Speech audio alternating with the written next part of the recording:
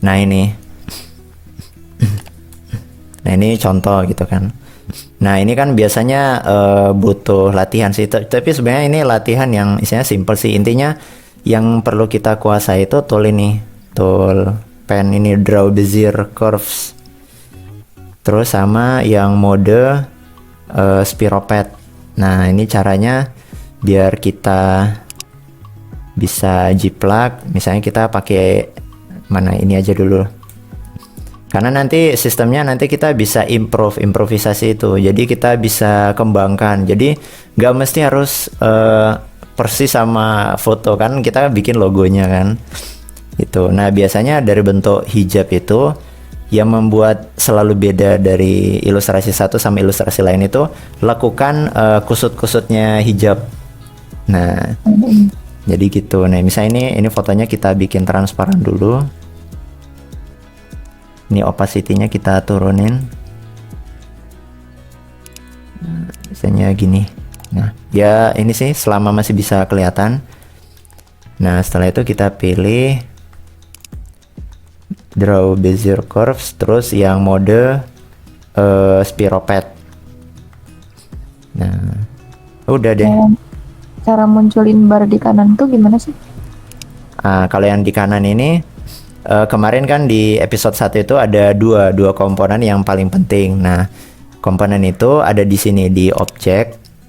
Yang pertama ini fill and stroke.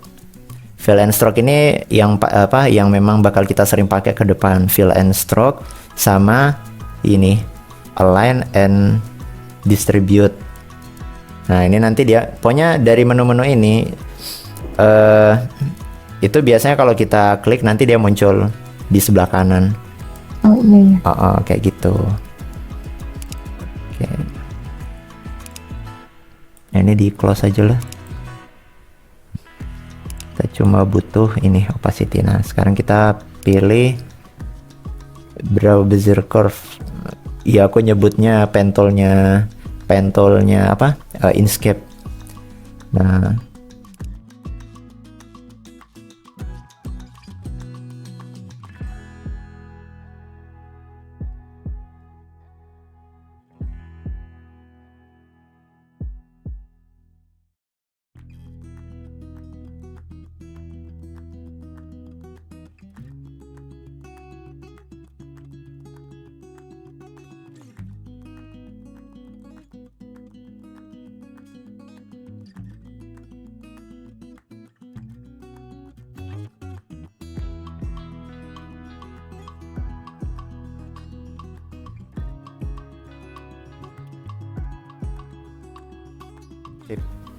geser. Nah, kayak gini. Ya ini cuma contoh sih. Mau dia ya nggak ini sih memang. Jadi kayak gini. Kayak sip nih, coba ini tak. Nah. Udah jadi. Jadi logonya. Nah, ini tinggal kalau kurang suka kepalanya yang tinggal dibenerin lengkungannya.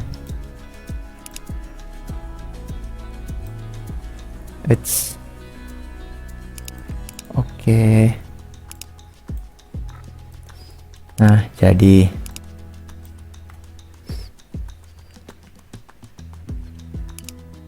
oke, logo pertama sudah jadi. Nah, sekarang kita mau bikin yang misalnya ini yang cadaran.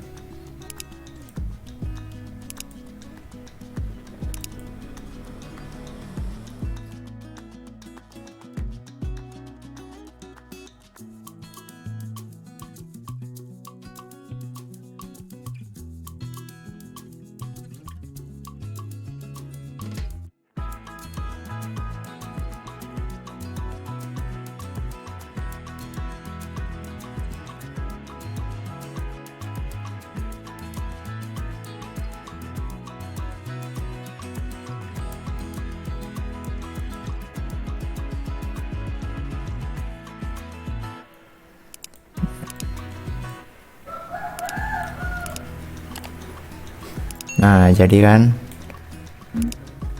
Wih, jadi. Jadi Logo-logo free pick nih. Hah? Logo-logo free pick nih biasanya. Oh. Ini kita cuma ngetres dari foto orang itu udah bisa diupload di. Iya, lumayan loh. Kalau di-upload di free pick tuh dia temenku tuh ada yang aset-aset gitu 20 aset per hari tuh kan. Per bulan tuh minimal satu aset tuh satu pack tuh ngasilin 300 tuh. Wis. Kalau uploadnya berapa ya? Ini masih banyak yang download loh ini yang logo-logo hijab ini punya aku. Oh iya. Punya aku aja itu rata-rata yang di-download itu yang hijab-hijab. Iya, makanya tapi jangan kaget tiba-tiba ada percetakan nih itu, tiba-tiba ada banner di jalan, kok ada logoku gitu. Ah iya.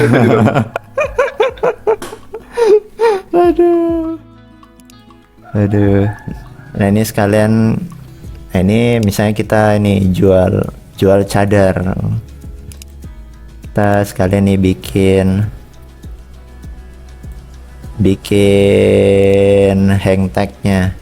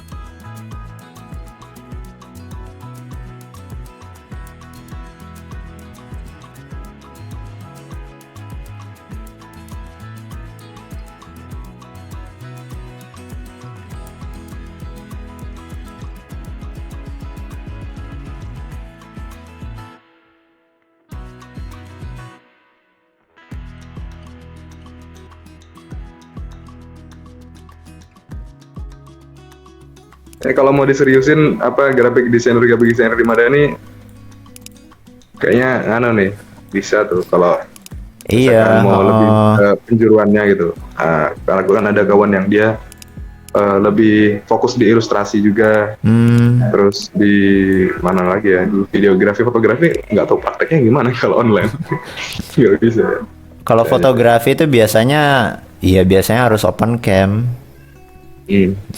Kalau Bang Titan kan lebih paham dia. Aku nanya-nanya fotografi juga ke beliau sih.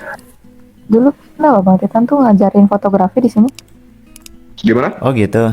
Pernah Bang Titan ngajarin megang kamera gitu. Oh. Pengaturan di kamera gitu. Dia on cam ngejelasin. Udah lama banget sih. Pernah ketemu sama temanku gitu kan. Dia itu masih baru kan. Ya aku istilahnya apa ya? Ya masih ya cukup lah. Oke lah, cukup berpengalaman. Cuma karena aku ngerti dia itu masih baru, dia itu menganggap bahwa gini, misalnya nih, ini tak tulis ya, Zunun, terus belakangnya itu ada kayak gini. Nah, terus ini tuh mepet kayak gini tuh loh, mepet kayak gini, terus mepet kayak gini. Nah, terus dia kasih jadi warna kuning gitu, bagaimana? jadi kayak ya pokoknya kayak gini lah komposisinya. Nah, biasanya kan kalau orang-orang kayak kita kan, kalau misalnya ini objeknya dia tunggal, misalnya cuma ini, paling kan kita ngasih paddingnya itu kan ya paling kayak gini, kayak gini. Tapi pas yang bagian ini, itu ketika ditanya ke dia, Mas ini rapi atau enggak, dia bilang rapi Mas.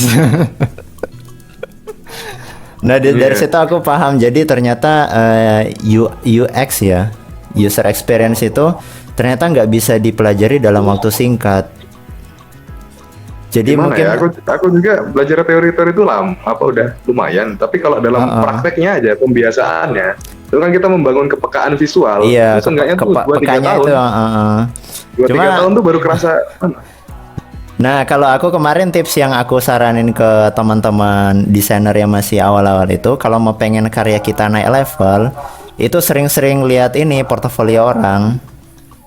Iya, bener banget sih. Heeh. Itu namanya bangun visual library. Iya, heeh. Jadi di otak ada- kita itu nanti biasanya akan muncul referensi-referensi. Iya, itu sakofah Iya, desain. sakofa desain. Kalau aku sih ini malah Affinity dulu pertama tuh. Affinity kemarin aku pernah nyoba yang free itu. Aku Soalnya murah Affinity. dan yang terpenting yang paling bagus dari Affinity itu dia itu ini zoomnya itu parah banget ya, bisa zoom Ya, berkali-kali. bisa nyampe 1 juta kali apa? Dan itu ini masih kayak ya ringan-ringan aja sih kalau misalnya spek laptop. Iya, laptop RAM 2 GB aja masih ngangkat sih. Aku pernah nyoba import desainku yang apa namanya ornamen-ornamen yang rumit-rumit itu pernah itu kan.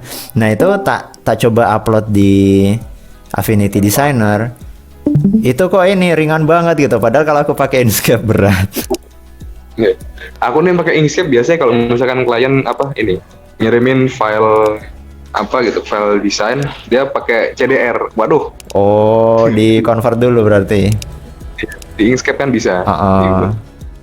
Ya, udah selesai. Ada yang mau ditanyakan? Aku cek ada chat nggak? Nggak ada. Nggak ada, oke. Aku biasanya kalau streaming kayak gini tuh ngelihat chat itu di HP. Oke, kalau tidak ada kita cukupkan. Terima kasih teman-teman sudah mau join. An, Ratatata, Sarah, Vanwu, dan saya sendiri.